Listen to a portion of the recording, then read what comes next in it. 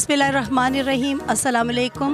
तुसी वेख रहे हो रहमानी न्यूज़ ते अज असी कज़ाफी स्टेडियम दे इस हाल दे विच इंटरनेशनल पंजाबी कॉन्फ्रेंस वेख मेरा पंजाब दे विच अज शिरकत कर रहे हैं ते मेरे नाल एक फोक गायक भी मौजूद ने ते मैं चाहांगी कि ताड़ा तारुफ इन्हां नाल करवाया जाए। अस्सलाम वालेकुम जी वालेकुम सलाम जी, की नाम है ताड़ा? साडा नाम है रोहेल वकास। कित्थे दी रिहायशी हो? बेसिकल तो मैं पिछे हैगा अपना सरगोदा दे नाल साडा गाँव है कोट मोमिन, उत्थों बिलोंग करदा मैं तो इत्थे लाहौर च मैनू तकरीबन 8 साल हो गए ने। बेसिकल प्रोफैशनल सिंगर सिंगिंग करदा मैं तो अपने मेरे गाने भी काफ़ी ने, तो इस अलावा हर टीवी चैनल ते मतलब कि आंदा रहिंदा मैं। ते अजकल दी जेह्ड़ी जनरेशन है वो ते इंज दे गाणियां नू ज़्यादा पसंद करदी है ते तुसी मैनू ये दसो कि तुसी ये फोक वाले पासे किस तरीके नाल आए और पंजाबी इन्नी अच्छी बोल रहे हो, पंजाबी नू लाइक कर रहे हो, तो थोड़ा जिहा सानू भी दसो कि तुसी इस साइड दे किस तरीके नाल आए।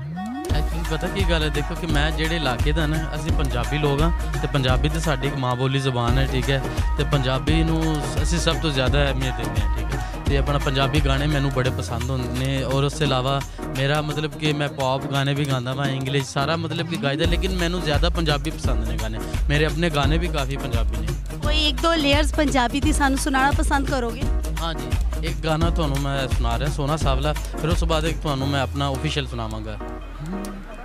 माइक तुसी फड़ोगे या मैं फड़ना? सोना सावला क्यों रुवाया ई, केड़ी गल्लों पहले साडा दिल चुराया ई।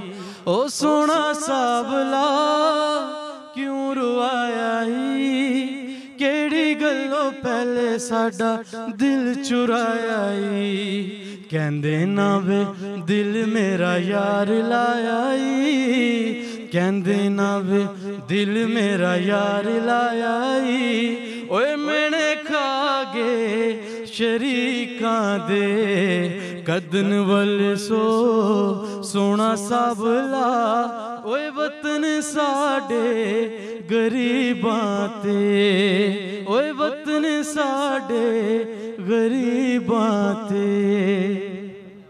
जी बहुत शुक्रिया।